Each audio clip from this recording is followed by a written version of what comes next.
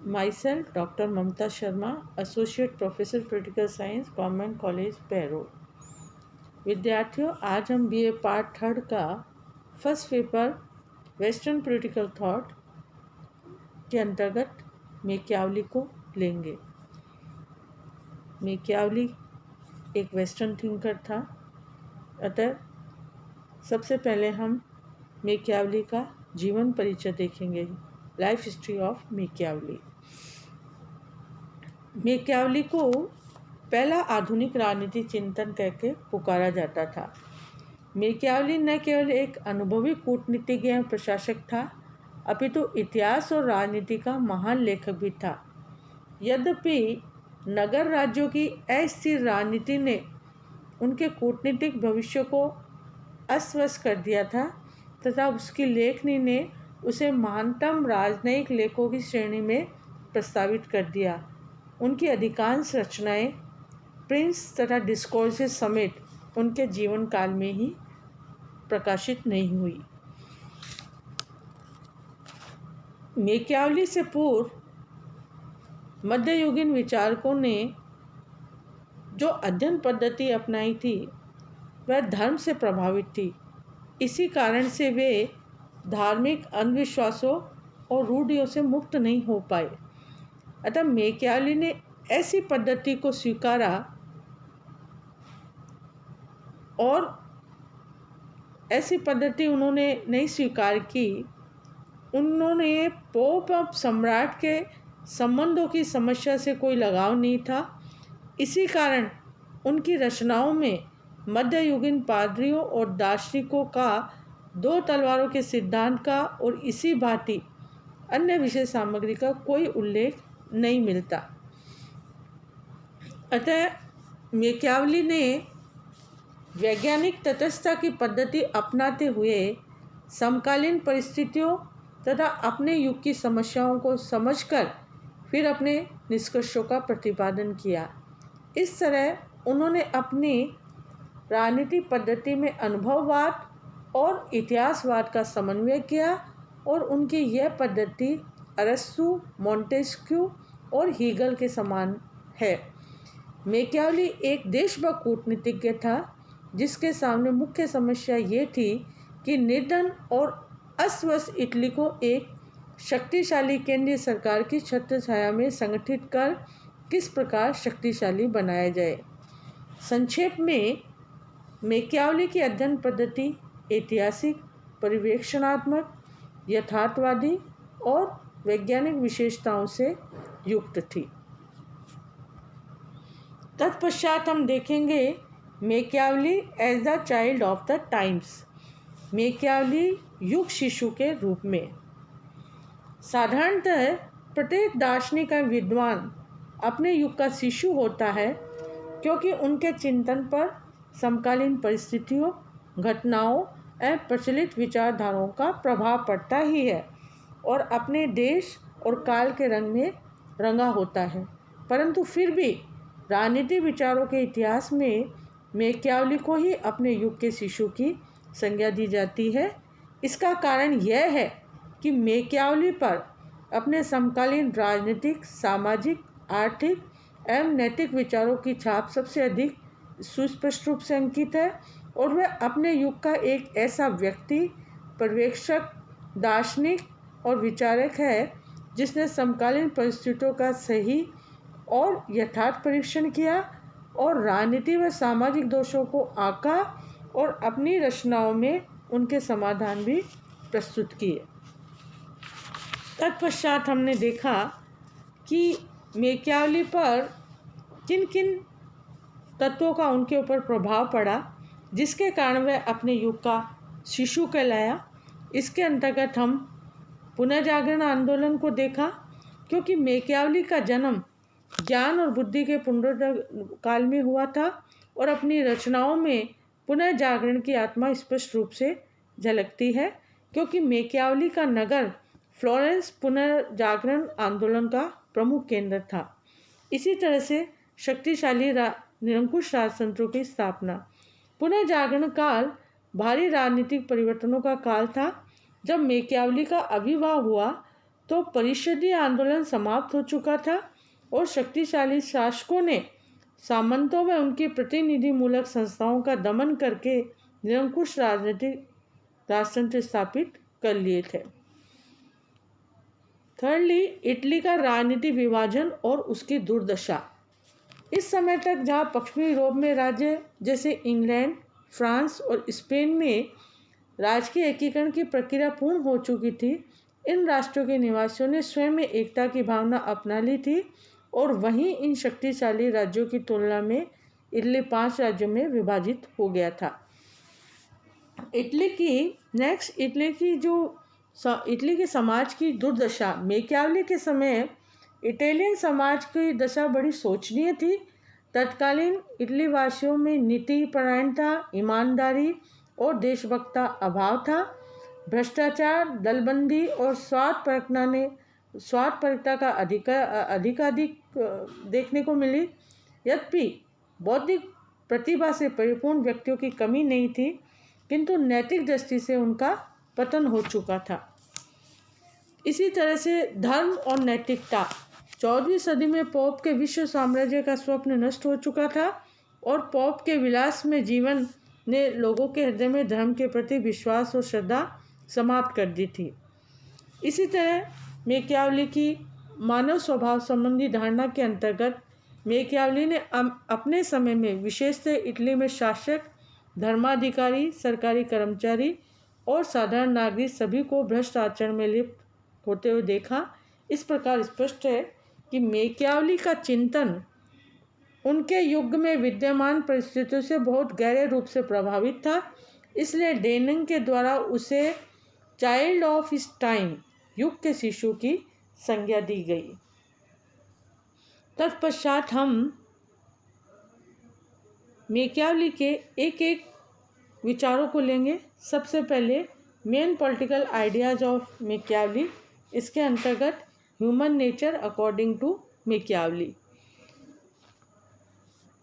Machiavelli की human nature संबंधी धारणा है, उसके अंतर्गत निम्न बातें देखने को मिली। जहाँ पे प्लेटो व अरस्तु के लिए राज्य एक स्वाभाविक संस्था है और वे राज्य का जन्म मनुष्य के स्वभाव में देखते हैं, वह मैकियावेली के लिए राज्य का उद्भव आकस्मिक है और इसकी आवश्यकता मनुष्य की सुरक्षा की मांग है।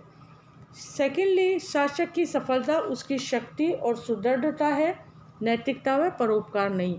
मैकियावेली के अनुसार एक बुद्धिमान शासक को यदि जनता पर सफलतापूर्वक शासन करना है तो उसे यह मानकर चलना चाहिए कि मनुष्य की प्रेरक शक्तियाँ अहम व स्वार्थपूर्ण है और वे नैतिक और परमार्थपूर्ण नहीं है। अतः शासक को सदा इतना शक्तिशाली बनना चाहिए कि वह प्रजा को सुरक्षा प्रदान कर सके और शासक को अपनी नीतियों पर नैतिकता व आदर्शवादिता को चढ़ाने की कोई आवश्यकता नहीं होनी चाहिए। थर्डली, मानव का स्वभाव अपरिवर्तनीय होता है। जहाँ प्लेटो व अरस्तु व अन्य लेखकों की धारणा है कि शिक्षा द्वारा मानव को निकृष्ट एवं स्वार्थी प्रवृत्तियों को प्रशिक्षित किया जा सकता है, वह मैकियावेली की धारणा है कि मानव आचरण का स्वार्थ, लोभ और कपट युगों युगों में अपरिवर्तनीय रहा है। अतः ऐसी अंतर्निहित बुराई है जिसे शिक्षा द्वारा सुधारा नहीं जा सकता। इन कुप्रवृत्तियों पर नियंत्रण को केवल एक प्रमुख साधन है और वह है शक्ति या दमन। मैकियावेली की मानव स्वभाव संबंधी आलोचना भी कई आधार पे की गई थी, जिसके अंतर्गत कहा गया था कि मैकियावेली की मानव स्वभाव संबंधी धारणा एकाकी है। वह केवल मानवीय कमजोरियों को ही देखता है, उनकी अच्छाइयों को नहीं। किंतु वस्तुतः मानव स्वभाव दोनों ही पहलू पाए जाते हैं। उसमें प्रबल स्वार्थ भी होता है और परोपकार की भावना भी। यद्यपि मैकियावेली की मानव स्वभाव संबंधी विवेचन से ऐसा लगता है जैसे किसी निराशावादी सनकी ने अपने विचार संकलित करके रख दिए हो, लेकिन फिर भी यह तो स्वीकार करना ही पड़ेगा कि खुले रूप में जिन सिद्धांतों या नीतियों के कारण मैकियावेली की आलोचना की जाती है, उन्हीं नीतियों और सिद्धांतों का गुण गुप्त रूप से राजनीतिज्ञ और शासक अनुसरण करते हैं। इस तरह से हमने मैकियावेली के मानव स्वभाव संबंधी विचारों को देखा। तत्पश्चात मैकियावली के राज्य संबंधी विचार।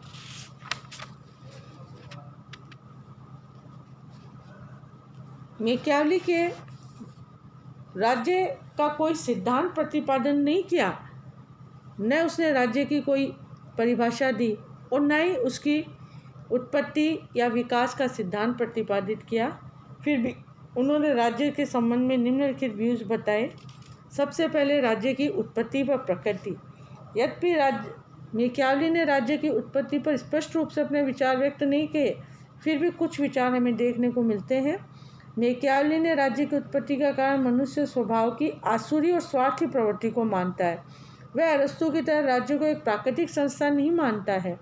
उसकी मान्यता है कि मनुष्य ने अपनी असुविधाओं को दूर करने के लिए राज्य की स्थापना की, अतः यह एक मानवकृत और कृत्रिम संस्था है। इस तरह मैकियावली हॉब्स की भांति राज्य की उत्पत्ति में संविदा सिद्धांत का प्रतिपादन करता है। तत्पश्चात उन्होंने राज्य के विस्तार की आवश्यकता की बात कही। राज्य के निरंतर विस्तृत होते रहने की आवश्यकता बताते हुए एक बार मैकियावली ने पुनः मानव स्वभाव की चर्चा की। वह कहता है कि मनुष्य का स्वभाव पारे की भांति होता है, वह निरंतर बढ़ते रहना चाहिए। उसी प्रकार वैभव और राज व्यवस्था है और राज्य को भी बढ़ते रहना चाहिए। जो राज्य के इस सिद्धांत का पालन नहीं करता वह स्थिर नहीं रहता। तत्पश्चात राज्यों का वर्गीकरण और विभिन्न शासन प्रणालियों की बात कही उन्होंने। इसके अंतर्गत उन्होंने मोनार्की, अरिस्टोक्रेसी, कॉन्स्टिट्यूशनल डेमोक्रेसी, उसके विकृत रूप में उन्होंने टायरनी, ओलिगार्की और डेमोक्रेसी की बात की। तत्पश्चात संप्रभुता, कॉन्सेप्ट ऑफ सॉवरेनिटी के अंतर्गत मैकियावली ने स्पष्ट रूप से संप्रभुता शब्द का कहीं भी प्रयोग नहीं किया, किंतु उसने राजा की शक्तियों के संबंध में जो कुछ लिखा उससे हमें संप्रभुता का आभास अवश्य होता है। विधि संबंधी व्यूज के अंतर्गत मैकियावली का विचार अत्यंत ही संकुचित है। वह मध्यकालीन विचारकों की तरह प्राकृतिक अथवा दैवीय विधियों में विश्वास नहीं करता। वह केवल नागरिक विधियों की ही कल्पना करता है जो कि शासकों द्वारा बनाई गई है। तत्पश्चात मैकियावली ने राजा के आचरण के सिद्धांत और कर्तव्यों की बात की है और प्रिंस के 18वें अध्याय में मैकियावली ने उन सिद्धांतों का उल्लेख किया है जिनके आधार पर राजा को अपना आचरण करना चाहिए। इस विषय में उनकी निम्नलिखित शक्तियाँ हैं, जिसके अंतर्गत अधिकाधिक शक्ति का अर्जन, साम दाम दंड भेद को अपनाना, क्रूरता का एक मार्ग प्रदर्शन, राष्ट्रीय सेना का संगठन, इसी तरह सैनिक शक्ति के विस्तार की बात करी, कानूनों के कठोरतापूर्ण पालन की बात की। ये मैकियावली के राजा के आचरण के सिद्धांत के अंतर्गत था। तत्पश्चात हम देखेंगे Machiavelli is the father of modern political thought. हम मैकियावली को आधुनिक राजनीतिक चिंतक का जनक क्यों कहते हैं। इसके अंतर्गत हम देखेंगे कि अधिकांश विद्वान मैकियावली को आधुनिक युग का जनक कहते हैं। इसके अंतर्गत हम उन सभी आधारों को देखेंगे जिसके आधार पे हमें देखने को लगेगा कि ये father of modern political thought क्यों कहलाए। अधिकांश विद्वानों ने कहा है कि मध्य युग का अंतिम विचारक मैकियावली को कहा है और डेनिंग ने कहा है कि यह कहना कि वह आधुनिक युग का प्रारंभ करता हो उसी प्रकार से ही है जैसे वह यह कहता है कि मध्य युग को समाप्त करता है। अतः मैकियावली को आधुनिक युग का जनक कहने के तात्पर्य यही है कि आधुनिक युग मैकियावली से प्रारंभ होता है और इस युग के प्रारंभ होने के साथ साथ ही मध्य युग का अंत हो जाता है। इस आधुनिक युग की कतिपय विशेषताओं का उल्लेख इसके अंतर्गत किया गया है, जिसके अंतर्गत ऐतिहासिक पद्धति को बहुत अधिक महत्व दिया गया है और इस ऐतिहासिक पद्धति के साथ साथ ही मध्ययुगीन विचारधारा पर भी प्रहार किया गया है। मैकियावली के विचार प्राचीन और मध्यकालीन विचारकों की परंपरा से सर्वथा भिन्न है और उसने अपनी रचनाओं द्वारा निम्नलिखित मध्यकालीन विचारों पर प्रहार किया है। जिसके अंतर्गत दैवीय कानून की बात हुई है और पोप का प्रभुत्व की बात कही है। इसी के अंतर्गत उन्होंने सामंतवाद की बात को भी इसके अंतर्गत रखा है। ऐतिहासिक पद्धति के अंतर्गत मध्य युग में धार्मिक और राजनीतिक सभी प्रकार की समस्याओं का चिंतन स्कॉटलिश पद्धति के आधार पर किया जाता था। इससे पूर्व पक्ष के रूप में विरोधी पक्ष की सभी युक्तियों को देने के बाद अंतर पक्ष के रूप में उसका खंडन प्रबल तर्कों के आधार पर किया जाता था। तत्पश्चात प्रथम आधुनिक राजनीतिक वैज्ञानिक कैटलिन ने कहा है, मैकियावली प्रथम राजनीतिक वैज्ञानिक था। अरस्तु की अपेक्षा कैटलिन यदि मैकियावली का पहला राजनीतिक विचारक मानता है तो इसलिए कि अरस्तु ने राजनीति के सैद्धांतिक पक्ष को वैज्ञानिक रूप दिया है। तत्पश्चात राज्य की आधुनिक स्थिति का निरूपण। आधुनिक युग का एक महत्वपूर्ण लक्षण यह है कि अरस्तु के बाद मैकियावली सबसे पहला राजनीतिक विचारक है जिन्होंने राज्य की महत्वपूर्ण स्थिति का निरूपण किया, और मैकियावली ने इस बात पर सबसे अधिक जोर दिया कि मानव जीवन की पूर्णता के लिए एक सुदृढ़ और संगठित राज्य की आवश्यकता है। तत्पश्चात हम देखेंगे कि मैकियावली ने राजनीति में धर्म और नैतिकता को भी इसके अंतर्गत पृथक्करण किया था। मैकियावली के विचारों की एक प्रमुख विशेषता यह रही है कि उसने राजनीति को धर्म और नैतिकता के प्रभाव से सर्वथा मुक्त और पृथक किया है। इस दृष्टि से वह मध्यकालीन विचारकों से सर्वथा भिन्न है और मध्य युग के समस्त राजनीति दर्शन में धर्म राजनीति पे हावी रहा है और नैतिकता तथा धर्म की दुहाई देते हुए राजनीतिक संस्थाओं का विकास अवरुद्ध किया है।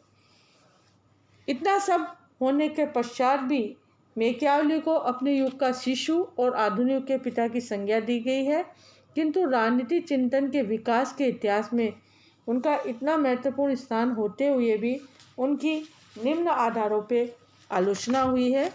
नंबर 1, अध्ययन पद्धति त्रुटिपूर्ण। मैकियावली की अध्ययन पद्धति को दोषपूर्ण बताया गया है। उसने ऐतिहासिक पद्धति का गलत प्रयोग किया है। उसने अतीत इतिहास के निष्पक्ष और तुलनात्मक अध्ययन के आधार पर अपने मंतव्य और सिद्धांत उनके निश्चित नहीं किए, किंतु अपने अनुभव से कुछ धारणाएं बना ली और इतिहास में इन्हें पुष्ट करने के लिए उदाहरण ढूंढे। सेकेंडली, मानव स्वभाव संबंधी एकाकी दृष्टिकोण, जो हमने पूर्व में बताया है कि उसने मनुष्य को केवल निकृष्ट और स्वार्थी ही माना, परंतु वह यह भूल गया कि मनुष्य में दिव्यता भी है और दानवीय अंश की प्रधानता देते हुए मानव में विद्यमान दैवीय अंश की उन्होंने उपेक्षा की है। थर्डली, राजनीति में नैतिकता की उपेक्षा। मैकियावली ने राजनीति के क्षेत्र में धर्म और नैतिकता की घोर उपेक्षा की है। वह उन्हें साध्य समझने के बजाय राज्य का हित साधन वाले साधन के रूप में प्रस्तुत करता है। फोर्थली, राजनीति विज्ञान के मौलिक प्रश्नों की उपेक्षा। मैकियावली ने राजनीति विज्ञान के मूलभूत प्रश्नों की उपेक्षा की है। उसने अपने ग्रंथों में राज्य के स्वरूप, संप्रभुता, उद्देश्य व शासन के विभिन्न अंगों के पारस्परिक संबंधों पर कोई प्रकाश नहीं डाला। इस संबंध में गैटिल ने कहा है कि उनका सिद्धांत राज्य के संरक्षण का सिद्धांत है, न कि राज्य का सिद्धांत। एंड लास्टली, अवसरवादी राजनीति के प्रणेता। मैकियावली अवसरवादी राजनीति के प्रणेता है। उसने अपने राजा को अवसरवादी बनाकर अपना काम निकालने की बार बार सलाह दी है। संक्षेप में आलोचनाओं के अनुसार मैकियावली एक राजनीति दार्शनिक रही, बल्कि पक्का अवसरवादी राजनीतिज्ञ था। यथार्थ में उसने कोई राजनीति दर्शन नहीं दिया। प्रिंस के विचार में ये चाटुकारिताएं हैं जिनके द्वारा वह राजाओं से अपने लिए राजनीति पद की भीख मांग रहे हैं। इस संबंध में सेबाइन ने कहा है कि राजनीति विचार की अपेक्षा उसे कूटनीतिक अधिक मानना चाहिए। इन सब के बावजूद भी राजनीति चिंतन के इतिहास में मैकियावली का एक महत्वपूर्ण स्थान है। इसके अंतर्गत हमने देखा कि मैकियावली की चाहे कितनी भी आलोचना की जाए, तथापि उसे राष्ट्रीय सर्वशक्तिमान और धर्मनिरपेक्ष राज्य की कल्पना करने वाला पहला विचारक माना जाता है। इस संबंध में मैक्सी के अनुसार वे यथार्थवादी और वैज्ञानिक विचारक है जिन्होंने सारी बातें मुंह पर कही, और उनकी सबसे बड़ी विशेषता यह है कि उन्होंने तत्कालीन राजनीतिक जीवन का यथार्थवादी दृष्टिकोण से सूक्ष्म विश्लेषण करते हुए शासकों के कामों को खोल कर रख दिया जिन पर अब तक पर्दा पड़ा हुआ था। इसलिए गैटल ने उसे पहला यथार्थवादी विचारक कहा है और मुरे ने कहा है कि उन्होंने वस्तुओं को उस रूप में नहीं देखा जिस रूप में उन्हें देखना होना चाहिए, किंतु उन्हें यथार्थ रूप में देखा। यथार्थ में मैकियावेली के पहले और बाद में ऐसे उदाहरण देखे गए जहाँ शासकों ने उन्हीं सिद्धांतों के द्वारा सफलता प्राप्त की जो मैकियावेली ने साहस के साथ अपने ग्रंथ में प्रतिपादित की। ऐसा कहा जाता है कि हिटलर प्रिंस का पाठ करता था और मुसोलिनी उसे अपने सिराने रखकर सोता था। अतः मैकियावेली के राजनीतिक चिंतन के इतिहास में स्थान की चर्चा करते हुए मैक्सी ने उसे युग पुरुष की संज्ञा दी है। उसने राजनीति की नैतिकता को भ्रष्ट नहीं किया, ऐसा तो सदियों पूर्व हो चुका था, किंतु उन्होंने निर्ममतापूर्वक उन पवित्र षड्यंत्रों का पर्दाफाश अवश्य किया। अंत में जोन्स ने कहा है कि विभिन्न राज्य आपस में एक दूसरे के साथ उसी प्रकार व्यवहार करते हैं जैसा मैकियावेली ने वर्णन किया है। इस आधार पर हम कहते हैं कि मैकियावेली अपने युग का और आधुनिक चिंतक का जनक कहलाया है। आज के वीडियो में हमने मैकियावेली के जीवन परिचय, रचनाएं, अध्ययन पद्धति और उसको अपने युग का शिशु और उनकी राजनीतिक विचारधाराओं को मानव स्वभाव, राजनीति का धर्म और नैतिकता से पृथक्करण और उनके विचारों की आलोचना करते हुए इतिहास में उसका क्या स्थान है, यह सब बताया है। आज के वीडियो में इतना ही है। नेक्स्ट वीडियो में हम नेक्स्ट थिंकर को लेंगे। धन्यवाद।